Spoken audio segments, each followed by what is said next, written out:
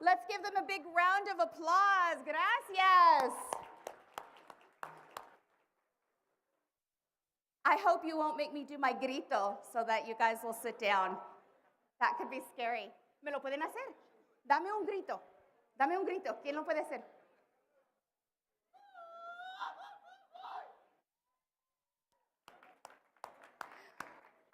Thank you so much. We're about to start. If you could please take your seats. We have an incredible program for you today. My name is Monica Villalobos, and I serve as President and CEO of your Arizona Hispanic Chamber of Commerce. And I am so excited to be here today. We have the beautiful Phoenix Zoo as our surroundings, founded in the 60s by the Maytag family. Over 3,000 animals here from all over the world. So it's an exciting place. Lots of good animalistic energy around, right? And so, this morning, in fact, my kids, I was driving them to school, and they're just old enough not to be cute anymore.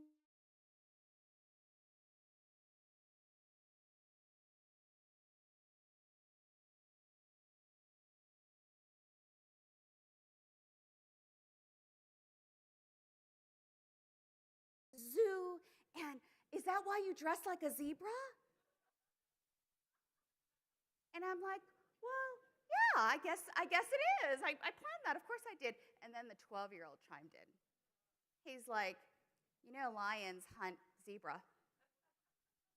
And I'm like, well, that's true, honey. But zebras are also very, very fast. And he looks at me like without skipping a beat. He's like, you look like a zebra. You are not a zebra. And then I realized that's okay. There are 200 of us here. I just have to run faster than the slowest one of you. So I feel good. I feel good. I'm ready to go. But again, we are here to celebrate all-in education. We have some wonderful information to share with you about the Latino community. We know it is the fastest growing sector, particularly here in Arizona. Some of you are familiar with our work in NAPA that is also featured in the new MAPA report. Know that there are about 65 million Hispanics in the U.S. In fact, if they were their own country, if U.S. Hispanics got together and said, we're going to make our own country, we're going to build our own wall, and we did that, we would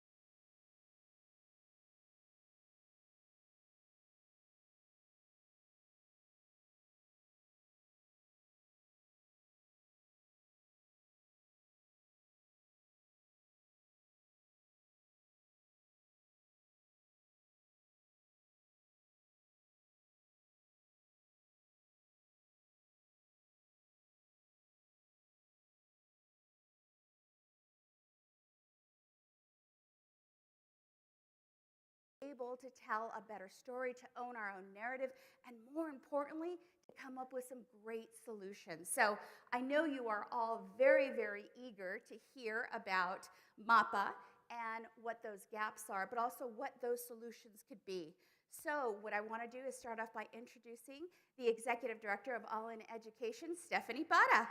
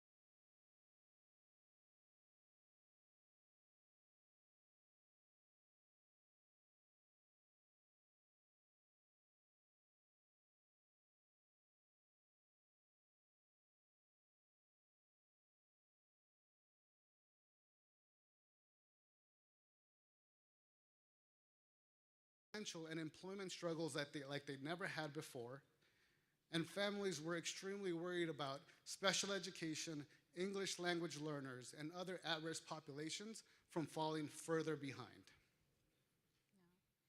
And what we found out, unfortunately, what our community was most concerned about, so falling further behind, especially with our kids in special education and our English learners, those concerns came to fruition. In fall of 2021, October, the Arizona Department of Education released the current data or the results of the state assessment from last year. And while we acknowledge that the data isn't complete, that not all students participated in it, it's still extremely concerning because we already were entering the pandemic and the school closures with gaps in attainment for communities. And as you can see in the drop in proficiency, all students were ultimately impacted. But between 2019 and 2021, you can see a decline for all students there.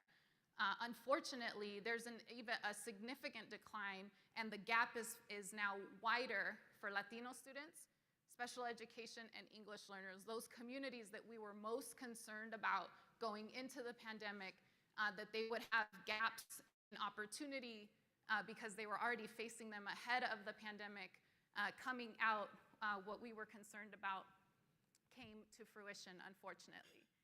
And we ask, why is this important? Why should we be prioritizing Latino students in Arizona? And really, as the demographic shift is happening, it's happened here.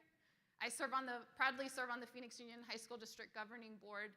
Our demographics in Phoenix Union have always trended 10 years ahead of the city and 20 years ahead of the state of Arizona. We are a school system that is 90% students of color. We are 82% Latino, and 77% of our students qualify for free and reduced price lunch. So to my friends in the business community here, what does that say about Arizona's future economy 20 years from now if almost 80% of our population is low income, if they don't have access to opportunity and justice? That is why we as an organization really feel a sense of urgency around coming together and creating opportunities for our students in our communities. And when you look at elementary school enrollment, we're 65% of the student population. So again, overall, 45% of the population is Latino, but when you look at elementary, our community is young and growing consistently over the years. So overall, 45%, unfortunately, there is a gap in representation of our community. While we are 45% of the K-12 population, we're only 14% of state education board members, 16% of school administrators, and 16% of the teaching workforce. So if we are going to close the opportunity gaps that exist in the education system, our theory at All in Education is that we have to start by closing the representation gap. We need more leaders of color that represent and reflect the community in decision-making roles. Yeah.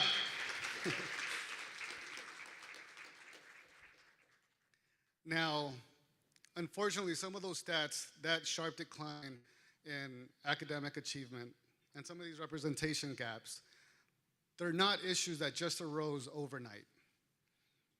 And they're not because Latino students don't have the same capacity to learn as their white and affluent peers.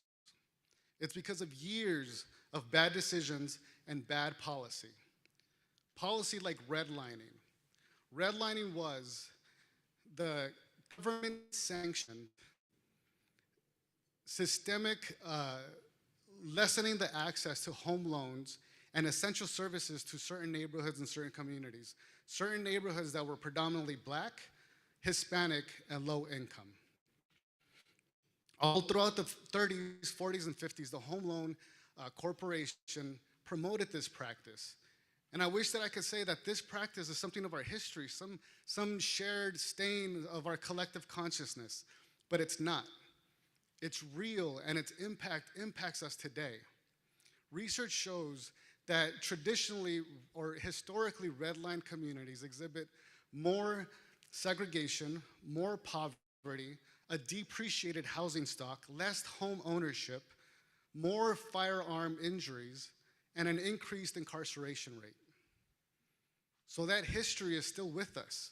And those community conditions and those environmental factors, they spill into the classroom. Research also shows that districts within these communities exhibit a lower per pupil revenue, further under-resourcing these schools, more black and brown bodies, more poverty, less diversity, and lower test scores. So as we take a look at that Latino student trajectory, we see that the incoming freshman Latino class, all the ninth graders entering high school, only about 75% of them are going to graduate high school. Of those 75%, only 22% of them are going to go on to enroll into a four-year degree. And of those 22%, only about half of them are going to graduate with that four-year degree. So as we look at that trajectory, we just see that there's such a small percentage of these students obtaining a four-year degree. And there's a huge swath of students that didn't get that chance. So we as system leaders have to look at how do we help that population? How do we increase economic opportunity and career options for that population? Because if we don't, we're going to continue to perpetuate this negative feedback loop cycle where we see poverty impacting a student's ability to learn and our ability to teach, lowering academic achievement rates, further increasing poverty within those same communities, thus perpetuating this cycle of intergenerational poverty.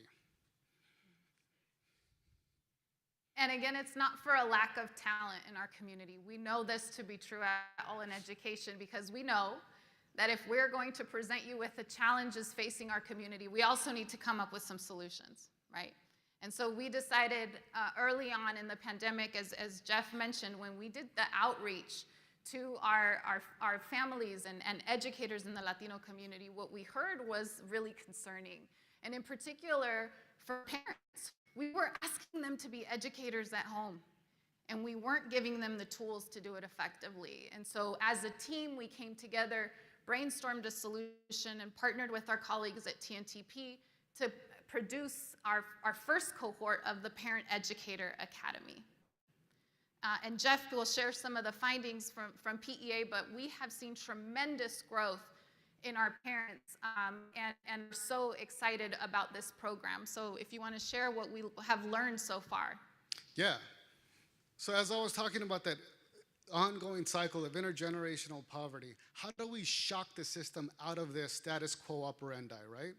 We have to invest in leadership, we have to invest in family engagement, and we have to invest in accountability. So we have to invest in Latino leadership.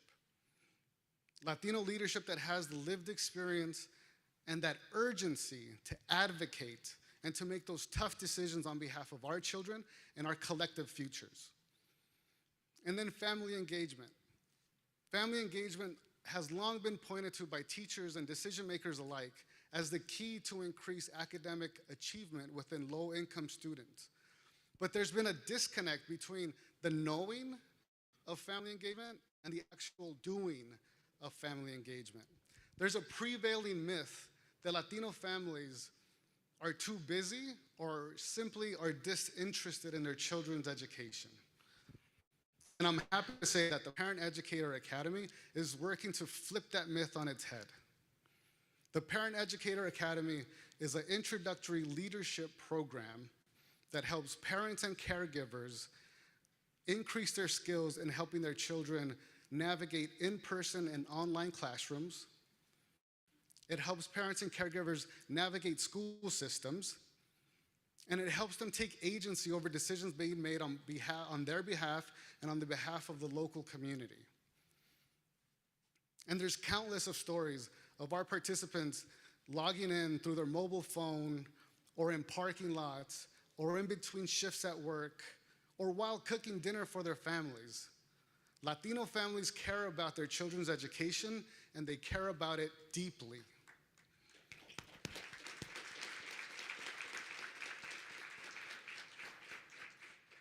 And we're also happy to report that we've seen real life changes, statistically significant changes within our 2020 and 2021 cohorts.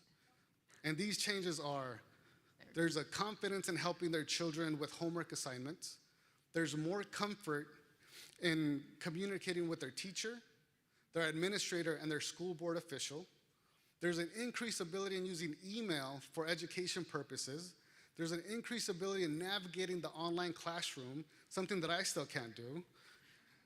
And there's an increased knowledge about how and where to continue their education. So what you see is that we're building a lattice of leadership and accountability, where we're identifying leaders, preparing them for seats of authority and power, and helping communities and families themselves hold those same leaders accountable to make the best decisions for our children and for our collective future. I think also that one thing that we've seen that's really powerful about Parent Educator Academy is that this is truly about building a partnership between schools and families, building bridges between the schoolhouse and the home. What we know to be true is that education doesn't just happen in the classroom. Kids are learning every single day, and we tell our parents, you're your kid's first teacher, right? You are educating your child. The community is educating their child, the children in our community. And so for us, it's another thing that we start to unpack in MAPA is this idea that we have other factors, external factors outside of the classroom and the school that impact attainment. And ultimately impact a child's ability to have a successful, thriving teaching and learning experience. And in MAPA, we are calling these factors the social determinants of education. There's been a lot of research done in the health industry, the social determinants of health, that tells us that there are factors outside of a doctor's office that ultimately impact whether or not you have a healthy lifestyle or a healthy life. Well, the same, we're kind of borrowing from that theory, if you will, and applying that to the education sector. Because for my educators in the room, what have we said forever? Poverty is the greatest barrier to educational attainment. We know that to be true. We know that if a child is hungry, if they are worried about where they're going to sleep tonight, if they're worried about whether or not their parents are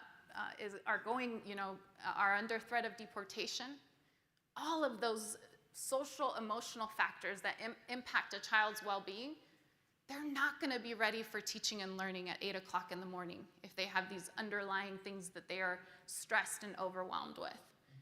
And so we will, thanks to the Garcia Family Foundation, we are going to launch a 10-month episode series through our Pa Que Sepas community conversations. And we will unpack these social determinants of education over the course of the next 10 months, looking at how poverty, healthcare, mental health, the school-to-prison pipeline and criminal justice, housing, food insecurity, immigration, climate and the environment, and our economy, jobs and opportunity there, how those things impact and affect teaching and learning and affect our students. And so that is essentially, MAPA, those are some of the key highlights from the report. We invite you all to download a copy of the report at allineducation.org/MAPA for those of us that are joining us virtually. If you are here in the room, your program has a QR code and you can take a screenshot of that and download the report that way today. So we are so grateful. Please review the report in detail and know that you have your partners here at All in Education to answer any questions.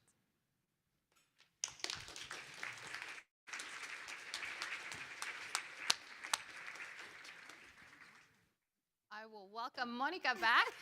Great job. Thank you so much. Wow, right? Wow, that's wow in Spanish, in case anyone was wondering.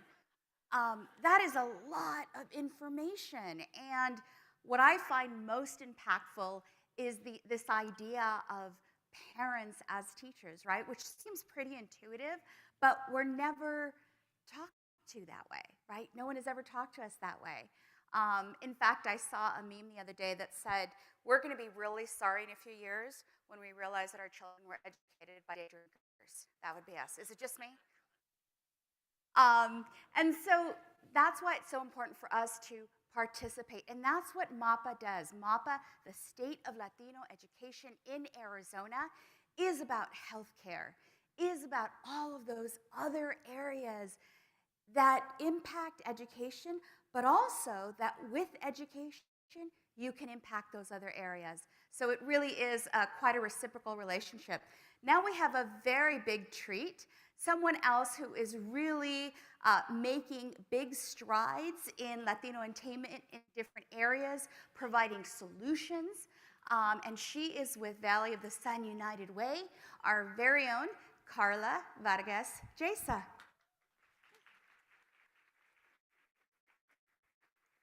Monica. All right, I'm bringing my water, so I might get a little froggy here today. Well, gracias, Monica, and good morning, everyone. Buenos días a todos. And thanks to each of you for allowing me to be a part of this incredibly important gathering. And that photo, wow, definitely pre-COVID, so thank you for that. I'm going to actually just go ahead and flip to the next slide to spare us all from that.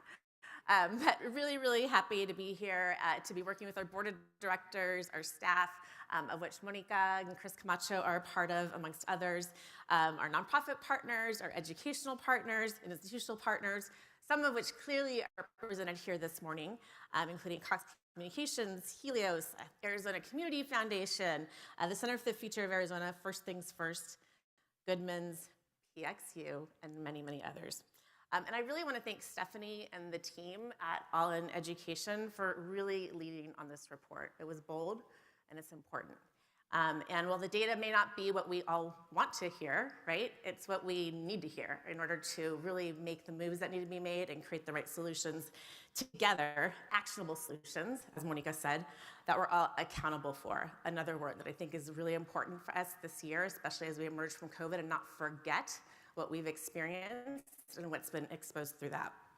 And it's really, truly consistently reported data like what you saw and what you will read when you read the full report that will be critical to how we, as Valley of the Sun United Way, really report on action on community progress against our new MC 2026 goals, which I'll tell you about in a moment, and that were designed with many of you to address opportunity gaps across all areas of the focus that our community told us was important about. So as Monica shared, I've been very pleased to have joined the Phoenix area in June of 2019 from Orange County, California, to take on this incredibly humbling role in leading Valley of the Sun United Way, which has also been the honor of my lifetime. And I first arrived in Phoenix to start this role riding on the backs of giants, these giants in particular. And as I soon learned, the incredible giants of leaders that this community is composed of, and that so many of you have demonstrated to me that you are, and I'm so proud and pleased to have been able to work with all of you. And this is me with the preceding 3 United Way CEOs. You may recognize the guy on the left, Paul Luna, who now leads Helios, has been an incredible support to me since I joined the organization, Merle Washler, and Brian Hassett, who was at the organization quite some time ago. And I joined not only as a new kid on the block from California and from out of state, but I soon learned I was the first Latina and the first female to ever be the CEO of Valley of the Sun United Way in our 95-year-old history. And interestingly, I learned that from reading it in the press release that I was asked to proof announcing me coming to town.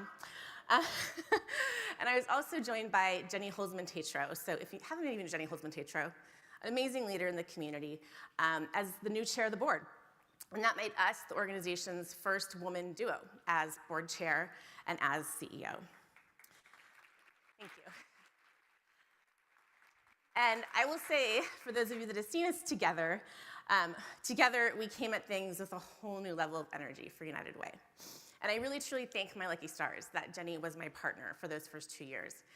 including my introduction to the community and the launch of a critical set of 2020 priorities to transform United Way as we hit our 95th anniversary, and we nimbly pausing to respond to COVID-19 and still pressing forward with our plans for community engagement work and launching our MC 2026 plan.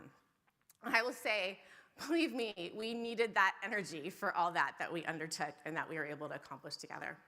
I also want to share that I've truly benefited from the wisdom and leadership of Maria Harper-Marinick, who you all know is a legend of leadership in this community in the education space. Vince Roig, certainly, who's on our board from Helios, Paul Luna, Dr. Crow, Christine Wilkinson, many others at ASU.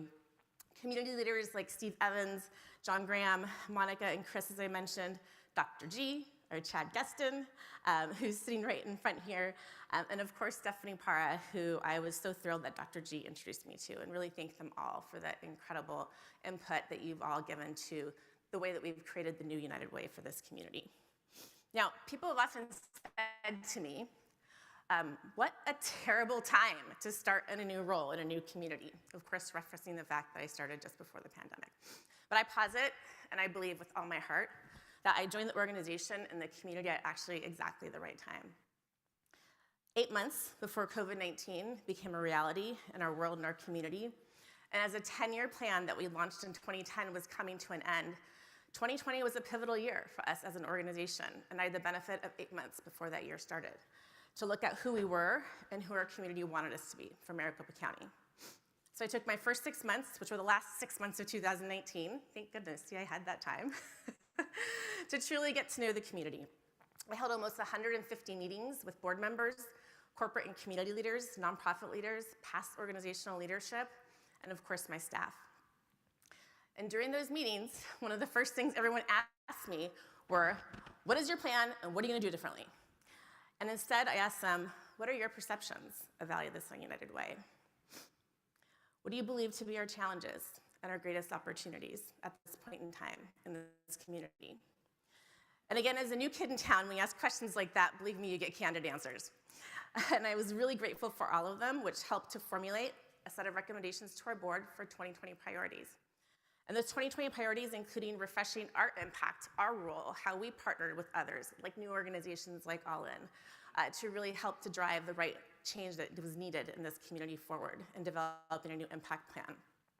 To refresh how we worked with corporations in this community. Many of you know United Way as an organization that shows up once a year with a projector and the pledge cards and asks everyone for a certain level of funding and then goes away and comes back next year. And really thinking about how we partner with corporations differently to walk alongside them, to both educate them on the needs in the community and meet their CSR and ESG objectives. We wanted to think about how we used our office space as a community asset and really made it available to the community to be able to have space for those that may not have space at the time, and to really make sure that we were a buzz as United Way and in touch with the community at every moment of the day.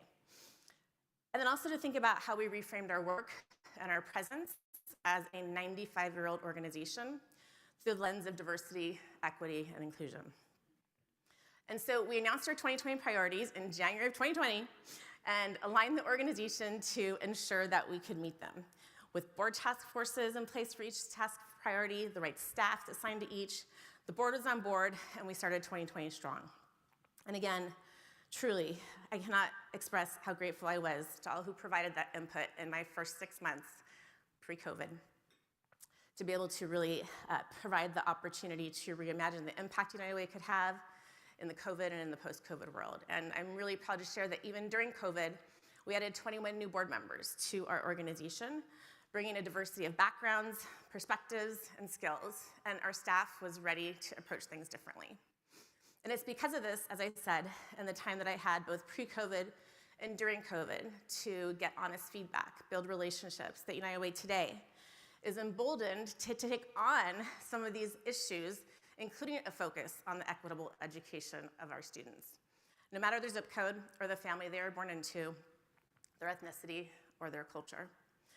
And doing so with all of you and helping to raise awareness and funds from the business sector, who oftentimes doesn't realize that these issues are happening in their own communities and the impact it has on their future workforce. And as we just heard from Stephanie and from Jeff, not only are students hindered by gaps in school funding between different school districts and access to digital tools, et cetera, many bear the weight of hunger, homelessness, financial pressures, and adequate health care. The educational and social determinants of everything that impact all of us. It's not just the students we're talking about here. So we know student success is not solely rooted in the classroom, but in every aspect of their lives and their family circumstances, which have created those historical systemic barriers that we all have the chance to break through. And that's why the goals of our MC 2026 plan, which I'll share in a moment, are community level goals for all of Maricopa County that we can all play a part in helping to achieve.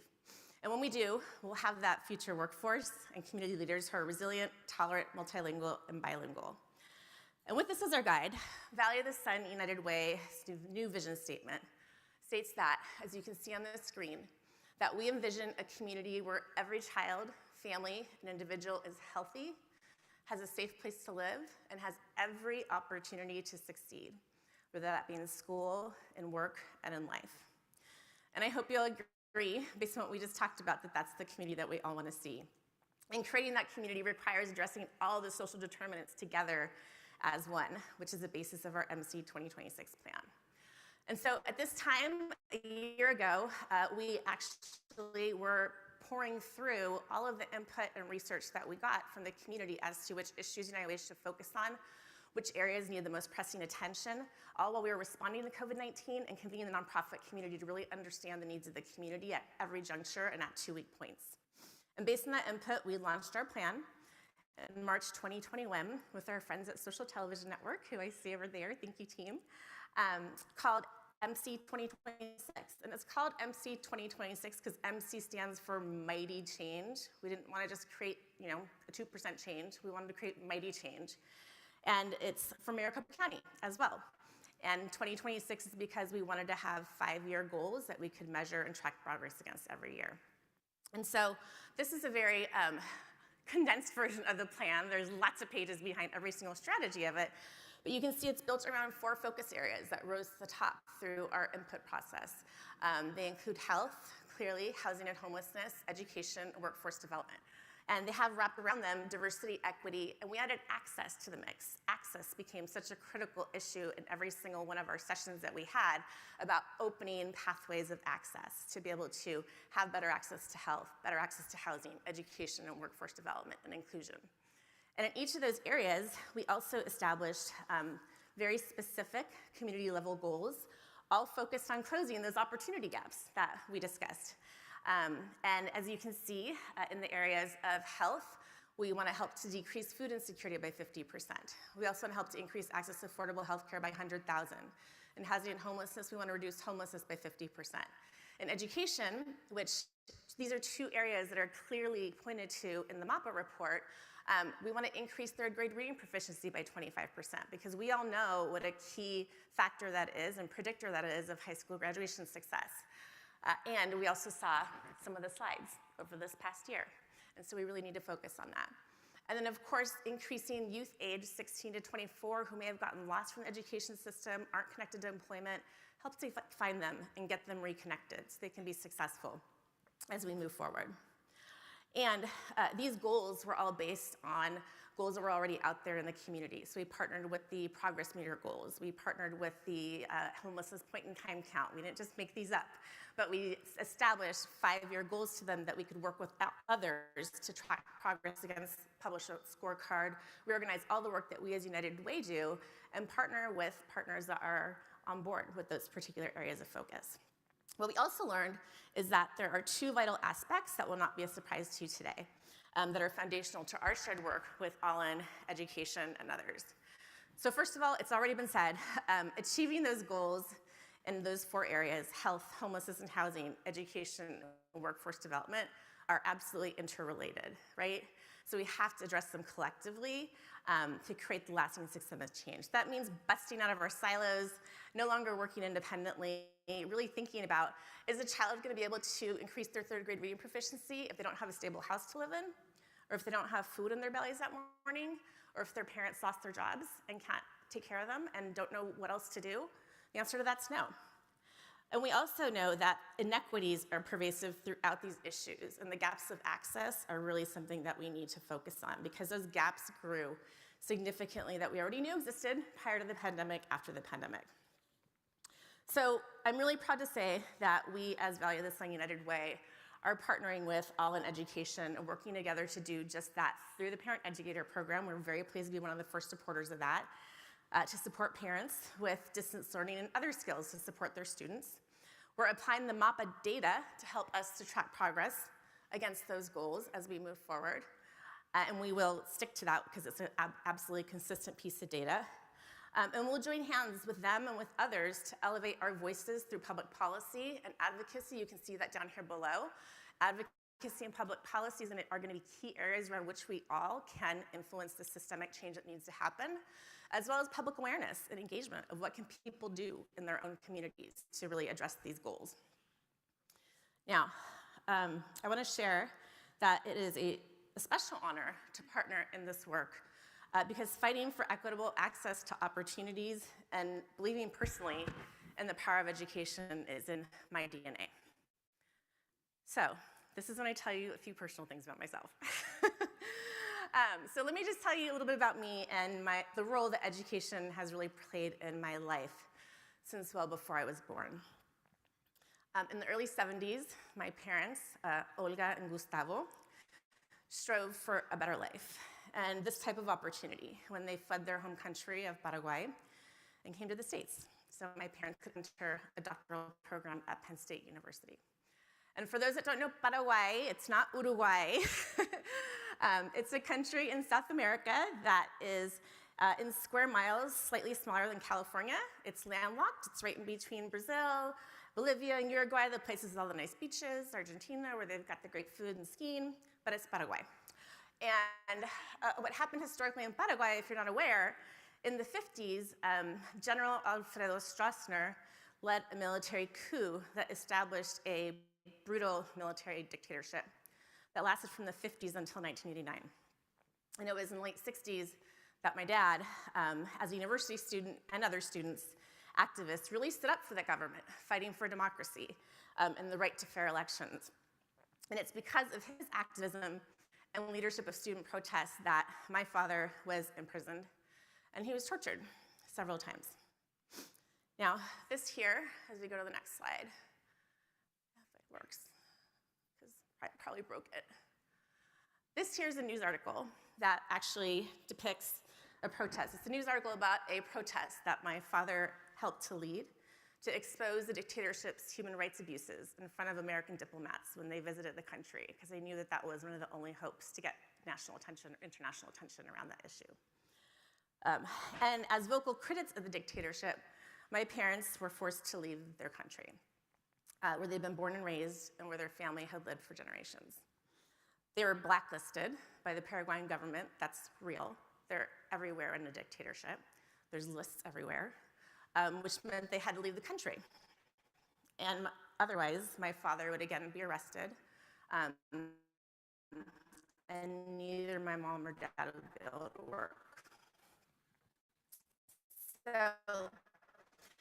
they faced a lot of unknowns, as you can imagine, when they left the country, and didn't know that education was the key for a better life. And so those were not supposed to come up yet. Hold on, let me go back. Okay. So the point was they came to the US shortly after they got married. That's our cute wedding picture. Do you see those glasses, and that veil, and the black and white in their car? That was shortly after they got married. And this other photo is with me, I think my first Thanksgiving in State College, eating a turkey with the pineapple on it, which I think was a thing then in the 70s. My mom dressed to the nines. They were so proud to be having their first Thanksgiving with me. And despite the fact that my mom spoke very little English when she came to the States, she insisted that English be my first language because she knew it was likely that we would never be able to go back to Paraguay. It wanted me to be able to function in this community, in this country. And she also started to teach me how to read when I was 2 years old. Now, it doesn't sound possible, but I've actually seen the workbooks. They're really cute, designed for little kids. They make you run around and say, like, what's that? It's H. She really insisted on education being a key to me in my life. And of course, she taught me I could do anything, which is likely why she made me, if you can see it, this really cool Wonder Woman costume that I wore when I was probably 4 or 5 years old. And as my parents built our life here in the US, education was always the foundation. From Pennsylvania, I moved to Tucson, where my dad was actually a professor at the U of A. So I spent some time growing up as a little girl in Tucson, running around the washes and sitting in the back of his classes sometimes, and my mom needed to do something else. We then moved to Guadalajara, Mexico, where I learned Spanish, then Michigan, California, and Spain, so my dad could work in industry and bring real-life experience back to his students. Ultimately, this is some cool stories about him and his commitment to education. He built many partnerships between universities here in the States and abroad, Latin America and in Europe, to expand access to MBA programs for people throughout the world that might not have otherwise had it. And I'm proud to say that in the 1990s, when he could finally go back to Paraguay, he helped to create a joint MBA program there and reconnect with educators that he had affect his life as he was being educated in Paraguay. And I'm also proud to say that even though my mom had to interrupt her own college education to travel to the States and really everywhere where my dad's career took her, she went back to college when I was in junior high to pursue her longstanding dream of a career in design. And here's a picture of that. My high school graduation was the same year that she received her bachelor's degree. And this is a picture of her really proudly in her cap and gown and that corsage that we had together. She was so proud she did it, and I was so proud of her for her commitment and for her tenacity. And so you might imagine our dinner table conversations were lively, always with an eye of what was going on in Paraguay, as well as human rights issues. And our discussions also focused on my education. I was an only child, so I was their only focus, and preparing me to go to college. And that discussion always started with when, not if. It was never a question of if I would go to college. It was a question of when and where, and what was the best one I could go to. They encouraged me, or let's face it, they expected me, to study above my grade level. And even though we moved around a lot, which was really disruptive and hard for me as a kid, I really was a poster child for school mobility, which we know is a big issue. They encouraged and supported me with academic rigor across the board, honors classes, AP classes, co-enrollment in college classes, you name it. And so my father was an educator, and I am a true product of public education. And I know my parents faced a lot of hardships, as immigrants do, coming to this country without anything, including even their immigration story, which is a different story. But they always moved to the best school districts because that they could, even if it meant living in a small apartment or the worst fixer-upper in the neighborhood. And that's because they believed in the power of education. They believed in it firsthand, coming to the US with nothing but their education.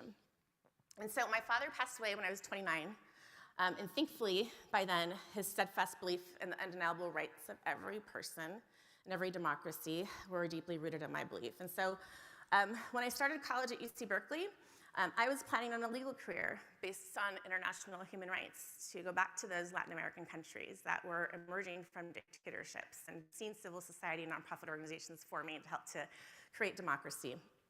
However, what I quickly discovered was that there are human rights everywhere, and human rights issues that need solving right here in the US and in our cities. And as you may recall, in 1992, which is when I went to college, it was a charged time for our country, and in Berkeley, and I think I saw it all. I saw protests following the Rodney King verdict. I saw daily protests on Sproul Plaza. I saw human rights issues like homelessness and hunger on the streets of Berkeley, and as I traveled to Latin America with my family when we were finally able to go back. Wage disparities, different access to education, and disparities in available resources in school districts and support parents were able to provide or not able to provide, and really not having the tools to be able to navigate their systems to be advocates for their children. We also learned that there were other ways for me to be a part of the solution other than becoming a human rights attorney and running away to Latin America And that's what led me to the nonprofit sector and to being here today, working on those human rights issues, which I believe them to be, right here in Maricopa County. So, oh, nope, okay. So I'm often asked by my mentors about my mentors, and watching my father fight for democracy definitely set me on this path. My mom, Olga, has and always will continue to be an inspiration. As I shared, she not only taught me English when she spoke very little, but she worked hard to learn that language and earned her college degree herself. And again, like I said, my mom and dad hid a lot of hardship from me that I probably still don't know the half of, to ensure that I could have the best foundation in education. And so that's a wedding picture. That's my husband. And I'm not going to get into it, but part of what I was going to share is that he has a different educational story. He didn't have the support of his parents. He had to figure out how to go to college himself. He had other adults that believed in him. He worked through Santa Monica Community College to be able to get into UCLA, his dream school. And even though he's 6 years older than me, he graduated from UCLA at the same time I graduated from Berkeley. And so the point of that is everyone has a story, and everyone has a support system and can have a support system, whether it's your own parents, someone else's parents, or I think as we're going to talk about today, us as a community. And so I share all this to say, so obviously you can get to know me a little bit better, but also know truly what a foundational role education played in my life.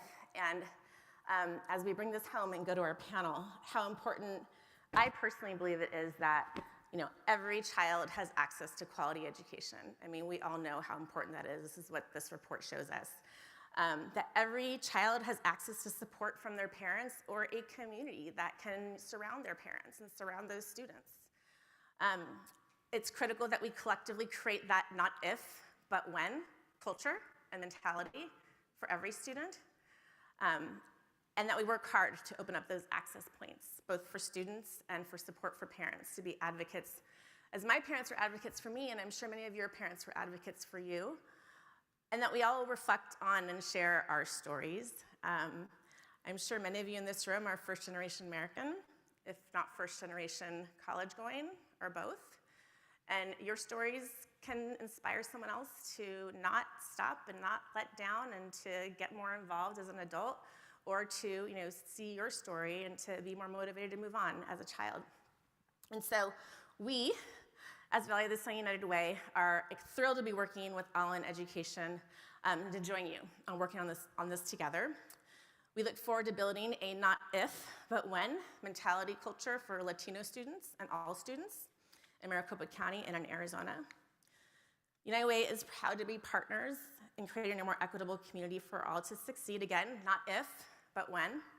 And as I close, I want to thank my incredible Valley of the Sun United Way team, who is over there at that table, for being in this creation of a not if, but when opportunity for everybody in this community. So I can assure you that they're all in.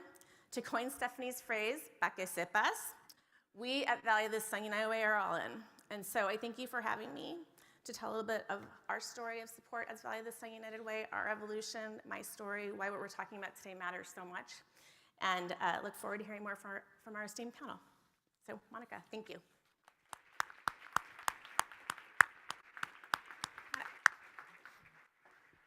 That's great. Wow.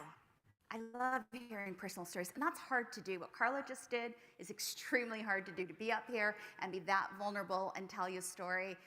It's one of the hardest things I think there is to do. But what she reminds us is that this is personal, right? When we hear people talk about legislation and policy and they say it's just business, it's just numbers, no, it's very personal. When a system robs your children, my children, our children of an education, you better bet it's personal, right? And we need to do something about that. And that's why we're here today, also looking for solutions. And I love the way that Carla phrased that, not if, but when.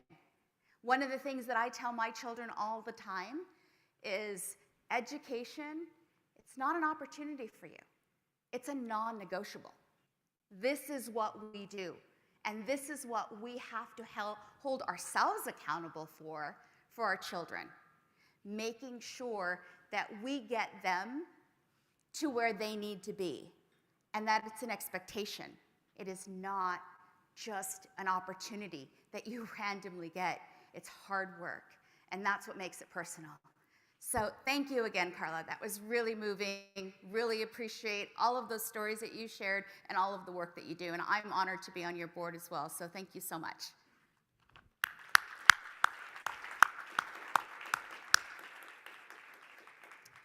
We have a wonderful panel today because one of the things I think that we all understand is the intersection between education, business, and policy. And the biggest problem is we don't speak the same language. You have business folks that are saying, what's the one thing we need to do to fix this education thing? And then you ask education people and they say, stop asking me what the one thing is. There's so much more. And so we have a wonderful panel today to share with us their insights from very different perspectives. So I'm excited to be able to invite to the stage first Adriana Murrietta, Executive Director of Pharos Foundation. Thank you. Also, Chris Camacho from Greater Phoenix Economic Council, GPEC.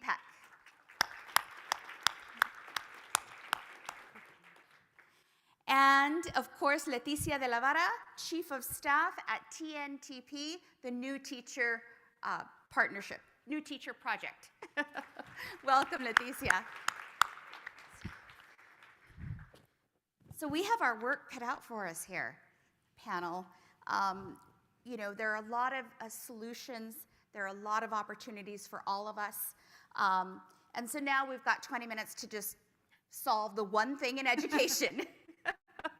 But I think for us, it's really kind of understanding that we need to work together. That's the one lesson, collaboration.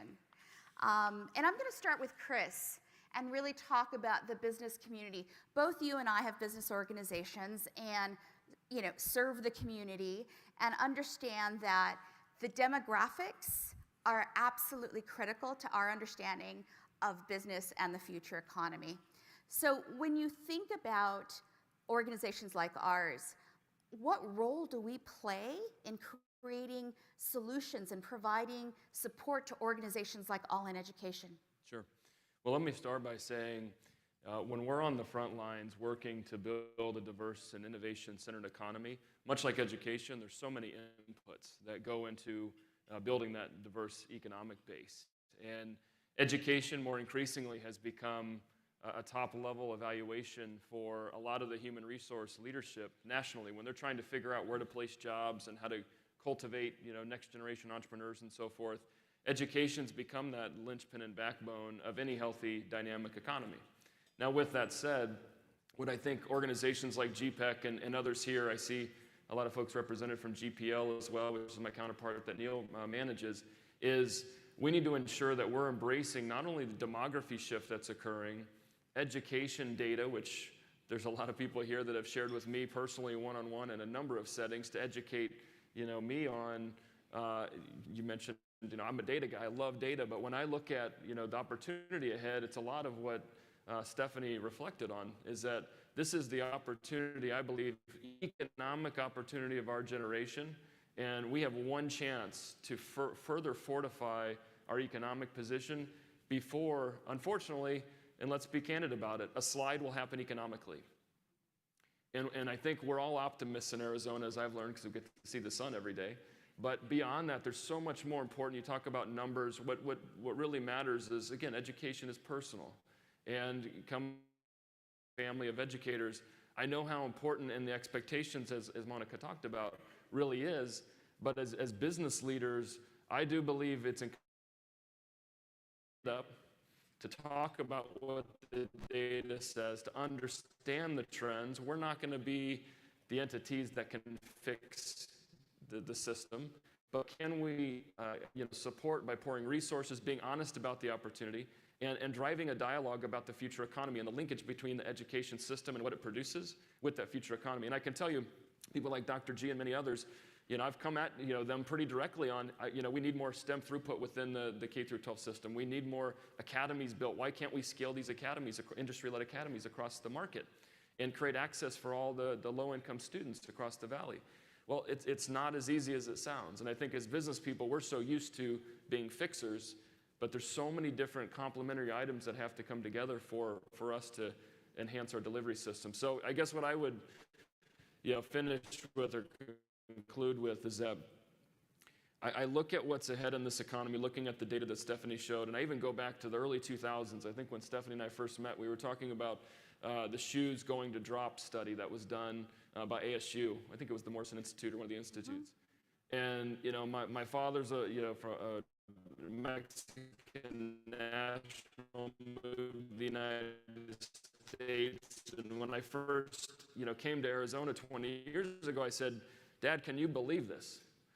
I said, "Can you believe that, I'm moving into a market 20 years ago now, that is indicative of the change that could occur into probably not, because I went to Yuma first and then came to Phoenix. But with all that being said, I look at the opportunity before us, and if we don't rise up to identify the resources necessary to look at education innovation to support the kind of programs that surround the kids and parents from an installation process, to me, it's like we can't continue to grow like we have in building these innovation jobs and all of the jobs that are associated in this economy without that future workforce that Stephanie referenced earlier in her discussion. Yeah, absolutely. Couldn't agree with you more, Chris. I think one of the things that in my conversations with educators is learning to work together, right? And saying, I'm your end customer. The product that you put out, these students are going to be my future employees. So we need to have that conversation. And the work that Dr. Gessen's doing at Phoenix Union High School District with the academies that you talked about is exactly that. It is a partnership between education and business to make sure that we have what we need to keep the economy moving forward. We're going to shift a little bit and talk about philanthropy. Adriana, you're with Pharos Foundation. How can organizations like yours keep this work moving forward? Thank you. Thank you for that question. So I think it is known that philanthropy sort of looks the same across the board. And if you look at the boards and you look at the teams and the leadership at a lot of philanthropy, they don't reflect those that we are serving. They are disconnected from the reality. And Jeff alluded to this earlier today. That takes away the urgency to get this done. Because if you haven't been an undocumented student sitting in a classroom in high school doing everything that you can to graduate and attend a great school, and at the same time you have the concern that maybe your parents will make it home because they are undocumented, you will never understand the urgency of that unless you have lived it. The lived experience is something that is missing in philanthropy. We're beginning to see philanthropy take some shifts. There are organizations who are having community councils, so they bring in students, parents, and teachers to sit at the table, and they serve alongside their board. So I think that could be significant in how philanthropy addresses the urgency. We at the Pharos Foundation, we're a very small foundation, but we initially invested in a lot of plans and strategies, and we learned a lot of lessons. One thing that we have learned is that we need to seek out those incredible leaders who are breaking the mold, right? Who are disruptive, who want to blow up the system because they are in our communities. And so we have shifted to investing in leadership. Leaders in districts, in charters, leaders like those in education, who come from the community, who understand and have that urgency. When the pandemic first hit all of us, we heard all about the challenges that families were facing, right? We all heard in the news, kids are home. But there was only one organization that came to us and said, we want to talk to parents. We want to know what they're facing. And that was all in ed. Why? Because they understood, right, that our families were struggling. So we need more of those voices who are truly connected to the groundwork. And I think that would help in the urgency, at least in the urgency component of moving work faster. We don't have a lot of time. Yeah, absolutely. We don't want to lose a generation of students because we didn't act quickly enough. And investing in that leadership is absolutely critical. Which is a nice kind of segue into Leticia de la Vara from TNTP.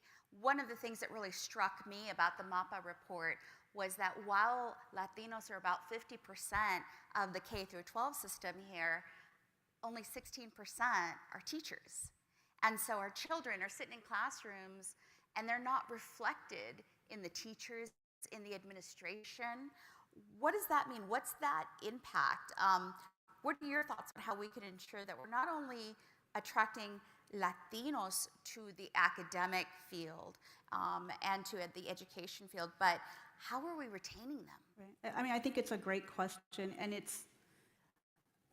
well, first I want to challenge some of what I'm hearing today about we only have one shot and this is our only time, because I know a lot of us are parents in the room as well, and as a parent, you never look at your child as you've got one shot to get it right. You make a mistake, you get back up, and you figure it out again. So I really want to push us to think about, especially for superintendents and teachers sitting in the room, to hear that from our community of like, we've only got one shot, doesn't instill the belief in our kids for the long term. So I just want to challenge that notion first.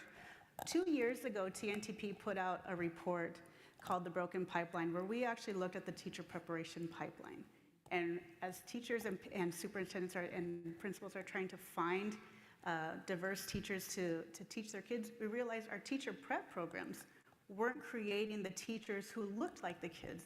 We've read previous reports where we know a more diverse teaching body creates more learning opportunities for kids, creates more opportunities for kids of color to get into acceleration programs, to go on to college degrees. But if our teacher prep pipelines aren't bringing in the teachers who will be there, who will see that kid for more than their zip code, more than their surname, and realize they have potential above and beyond what other teachers may have seen, they will never get those opportunities. So we need to not just look at our school systems, but our university and college prep and community college teacher prep systems to see where do they need to rise up. And as business communities, where do we need to lean in and say we will support programs to bring in more teachers of color, to bring in more candidates of color, and even look at the systems that are pushing them away. So it's not just getting them in, it's why aren't they there? What is preventing them from doing it? Is it economic barriers because they can't afford the programs? Let's unpack that. We have created a system where we as a community have never been invited in. So we can't assume that that system will all of a sudden open doors to get us in. We need to dismantle systems that have oppressed us historically, and really be okay with saying that. Be okay with saying that there's a reason why there are no Black and brown teachers, and look to unpack that. And when we do that, that also realizes the roles that we play. There are many people in this audience who sit on boards and are thinking, I am a Latino representative on this board. When I leave, who's next? Rather than saying who's next after I leave, say who's next to me right now. Who am I bringing in as I step into a board? So that, to the point in the MAPA report about the low visibility on our education boards, that doesn't start tomorrow. That starts right now. For the few of us who are at that table, when are we going back to those board meetings and saying, look, this is who we are. Our workforce is showing who we need to be. The kids in the classroom in 8th grade right now will have jobs in 10 or 15 years. And the type of job and the type of intellect that they will have going into those jobs is our responsibility right now. So making sure we have representation, bringing people in who will come with that purview and say, all kids deserve this. Not some kids, not kids in some zip codes, but all kids deserve quality education.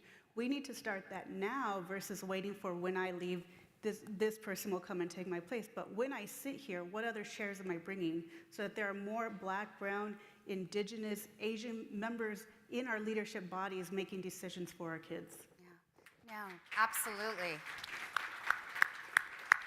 And I think, I really appreciate the reframing on that, because oftentimes I think as people of color will get on a board and be resentful. I'm just a checkbox, right? Boom, boom, check, check. She's Hispanic, she's a woman, excellent, check, check, we got that covered. Rather than saying, now I can leverage this position to bring others aboard, to grow that board, to be more diverse, to get more ideas and innovation at the table. So I really appreciate that reframing, Leticia. Thank you so much.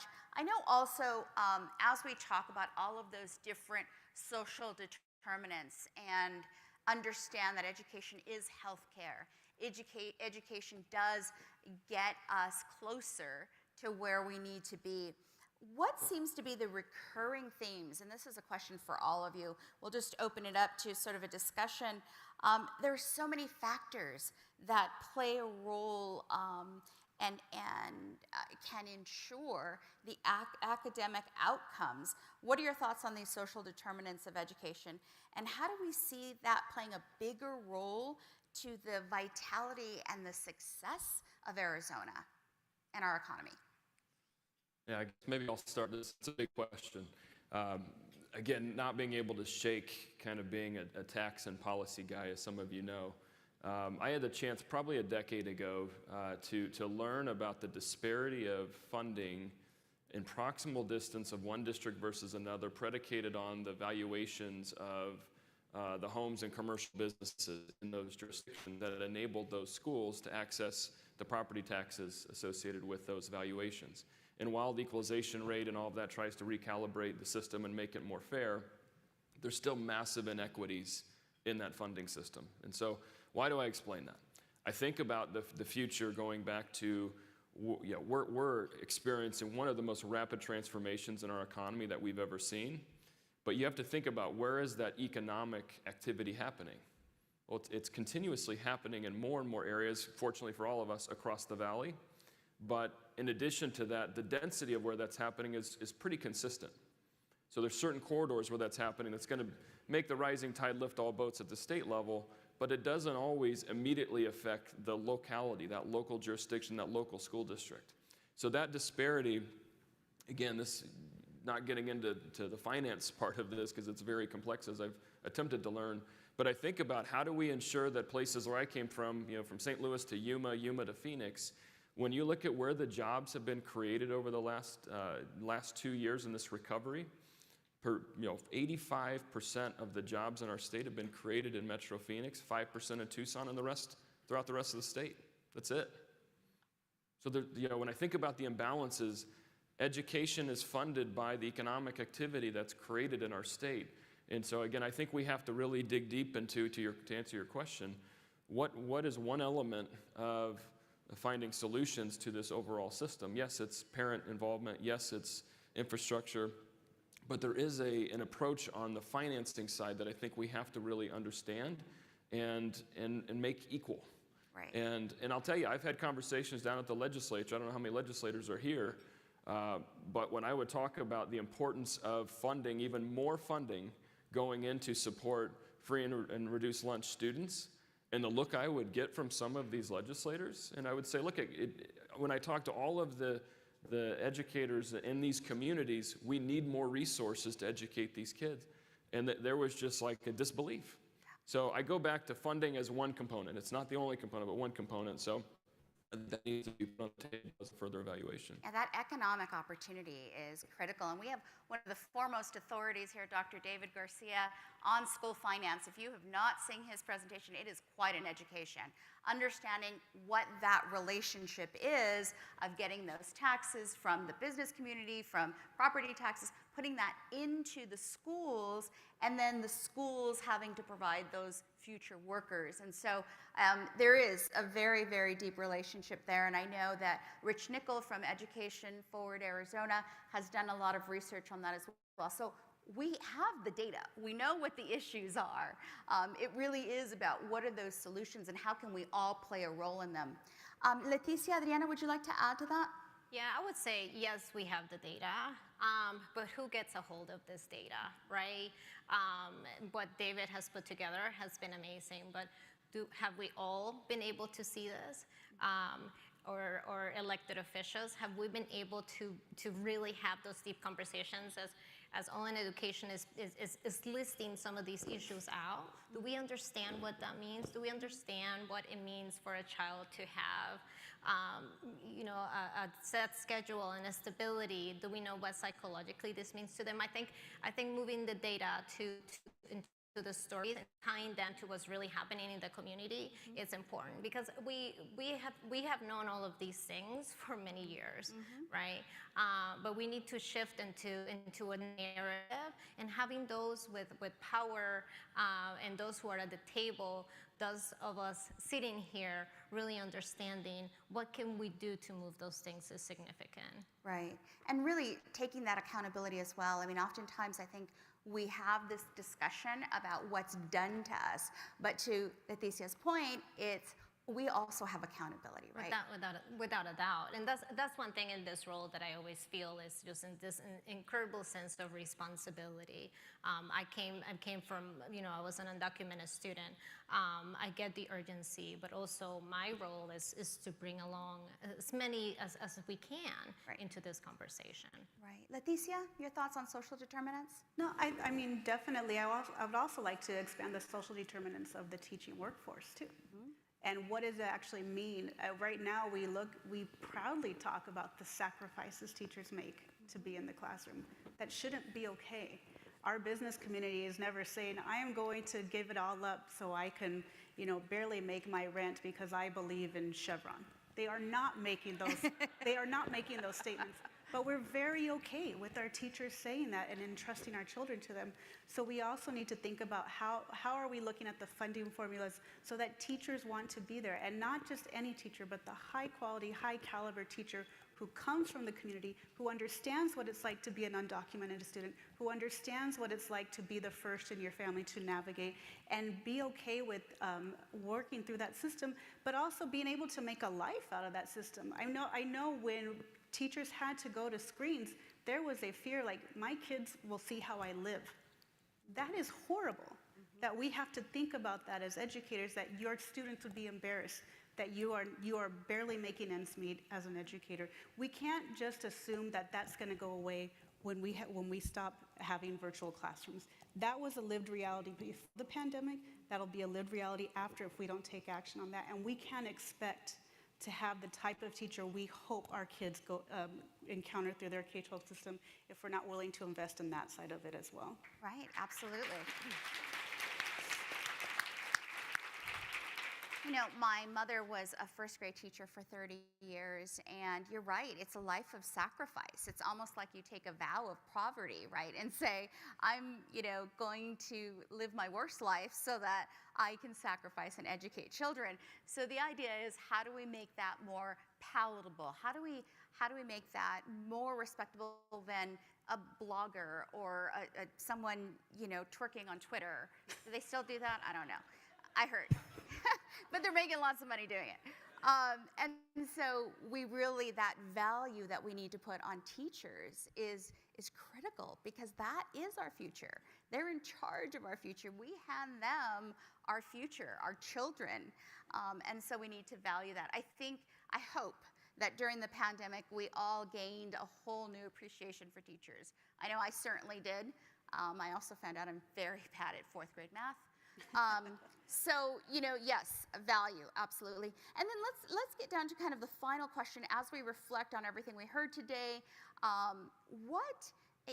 Again, this is for all of you, going back to that issue of representation, what can we do to help solve for that particular issue? How do we foresee Latinos in leadership roles? How do we make that happen and make an impact now that's long-lasting? Well, I think from our standpoint, we recently released a top 10 economic imperatives of the future through a Convening the Community series, which many of you were involved in, supported, appreciate that. And it really kind of casts the future of our market and these key economic conditions and call to action imperatives that we felt were necessary to drive this innovation-centered economy. Good news is a lot of that is going to happen. To answer your question, though, I think it's incumbent upon all of us, and hopefully you saw in the reflection of the work that we had conducted here, we need the voices to be a broader representation of who we are as a community, and not just the legacy leaders that were our initial pioneers. And I do feel like that transformation is happening. And it's not just, racial diversity, it's age diversity as well. And, what I find very interesting, and again, I've been challenged even, looking at, our leadership constructs that we have at GPEC. And what I think is really important, we've historically as an organization been one that's so focused on the next generation of growth and the new businesses and all the what that yields, which it's important, and yet at the same time, we have a new breed of entrepreneurs that come from very diverse backgrounds in our community, and how we embrace, young Latina entrepreneurs to the Black entrepreneurs in our community. This is all critically important for the future health of our community. So I think it's incumbent upon all of us to identify them. I'll tell you, one of the younger gentlemen that's the youth regent, the Board of Regents student regent, I was so impressed with this individual in his view of casting the future expectations of our market. I mean, it was almost like, someone much better than me on stage talking about the future market, and here he is as a young man, living and breathing public education in Arizona. Pretty awesome story. So to me, it's like, how do we help amplify those individuals and connect them into the community the right way so they have a 20 to 30 year representation in our community? I think we also, if you are on a board, you need to start putting out real markers, like real benchmarks of what representation needs to look like. I know even in our company, we've put out real markers of what we want our leadership to look like in terms of communities of color. We work in schools across the country, and if we aren't reflecting the communities that we serve, how can we talk about that to the districts that we work with? So we've made real efforts. We've got a Latinx recruitment and retention strategy, and we have enacted that in 2018, and it is part of our strategic plan where we are making clear efforts to recruit, but also to retain quality talent. So it's not just about getting them in the door, but making them want to stay. And what do we need to do to make that viable? We're even doing a networking event online tonight for anyone who wants to think about working at TNTP. It'll be streaming online. Little plug. I like it. But really putting out those markers, because when I joined the organization, and it was smaller back then, we're at about almost 500 staff now across the country. But back then, we had an all-staff mixer, and I decided to reach out to all the Latinx staff across the organization. There were 8 of us who met in a bar of about 250 employees across the country, and that just wasn't okay. And to really see, like, at a national level, where we believe in all folks, and we believe in making sure kids of color have access, that we were perpetuating what we were saying we didn't want to do. So we actually, it's part of our strategic plan. We look at it from all levels, not just entry level, but all the way up to our leadership level. And we hold ourselves accountable to it. And I think at a board level, we need to do that as well. It's not just about saying, we reached out to Monica, she's a great Latina leader, done. Like, she is going to represent everyone. Absolutely not. And we need to make sure that the community of Arizona sees that being Latinx, being Latino, being Chicano, you are not a monolith. And having one does not represent all views of the community. And you shouldn't be looking at check marks to grow your board. You should be looking at perspectives. Queer Latinos, Indigenous Latinos, Afro Latinos, Latinas, all of us, and who we are, undocumented Latinos, we all have different perspectives, and we will all bring different values to your boards, but we also need to be okay with saying, why am I the only one? Right. Why you brought me in, you saw something in me, I'm going to show you a whole community. They may not think like me, they may not talk like me, but they are part of this Latino community. And if you want to prosper as an organization, you need to have us at the table, because we are Arizona. We need to be okay with saying that. You saw the stats, we aren't going anywhere. We've been here forever. We will continue to be here, and that's okay. We've made Arizona just as much as the other communities have as well. Yeah, absolutely.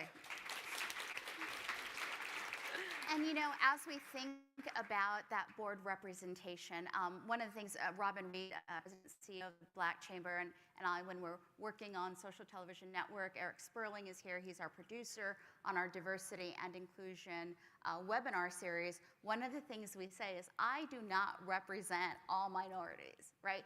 I'm flattered that you asked the question. I'm flattered that you invited me to the table, but I don't speak for everyone, right? And that's why we need these coalitions, these collaborations to get those different perspectives, even within these minority groups, right? To have diverse opinions. Adriana, can you close us out? Yeah, well, change is hard, right? And it's here. And I think it's one thing for us to acknowledge that things will be different. As Chris said, we have a really incredible generation of talent coming through the pipeline, young, with lived experiences, and we have to make room for them. When you asked the question earlier about philanthropy, one thing that we strive to do is to let these leaders lead, right? Give them the runway to do the work that they do well. Let's step out of their way, because the way in which we have done things forever has not worked. So let them lead, empower them, and provide them the support that they need. Once again, we have all sat at those tables where we have been part of checking the box of the minority, when we have been told that we are too passionate, that maybe we should be asking more questions of those at the table about our community, even though we are the only ones sitting at the table from that community. So I would say it's okay to embrace the change, bring others along, and let those who are on the ground lead, and let's create a support system to allow them to grow. Yeah, absolutely. I couldn't agree more. We often talk about the table, right? The infamous table that we all want to sit at. And some people say, well, at least I have a seat at the table. And my response is always, well, if you're bound and gagged at the table, it really doesn't help. You know, we have to be able not only to set our own tables, but to grow that table, right? And get more diverse opinions. Well, I would like to thank all of our panelists for this wonderful insights. Please help me give them all a round of applause. And before I invite Stephanie back to the stage for the last portion of our program, the awards, I'd like to remind all of you that today is all about solutions, that you have the power to create this change. You have all the data you need, you have all the information you need, which is great. And I'm a data geek at heart. I love data. But unless we do something with it, unless we are able to change the course of education, not only in the state, but in this country, we are looking at economic crisis, and there are solutions, and all of you can be part of that. It has been my absolute pleasure to MC for you today, and with that, I will bring Stephanie back to the stage. Thank you. Stay to help me with the awards. Yes. Thank you guys so much. I know we're running a little bit behind on time, but want to make sure that we do the awards part of the event today. It is this, as you guys know, this work I mentioned is deeply personal, and I'm incredibly passionate about it, but it gives me joy and a lot of hope to see our community lead and to see those change makers in action. And so we wanted to take time today to honor those folks that are doing the work. And the first award, our first inaugural Advocate in Action Award, is a dear friend, a colleague, an incredible leader in the Roosevelt Elementary School District. Dr. Quentin Boyce is our first ever Advocate in Action. Come on up, Dr. Boyce, to get your award. Thank you. And I do want to say, while he's coming up, this beautiful award was handcrafted by a local Latina small business owner, Carolina Gonzalez. We found her at the Arizona Mujeres Mercado. You can find her on Instagram at La Luna Wood Co. Oh, we'll go take a picture. Have to plug those small businesses. Thank you. Thank you. Thank you so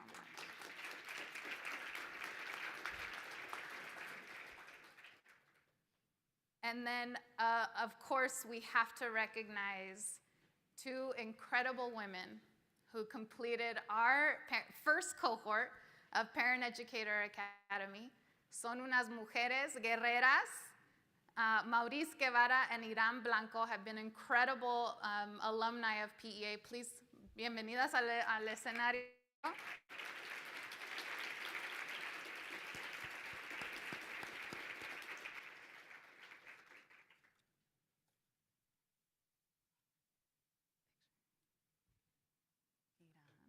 Una foto.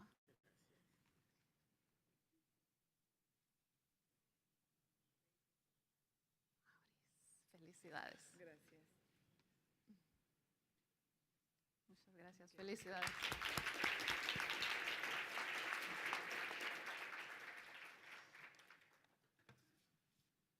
And of course, just one more quick thank you. We cannot do this work alone.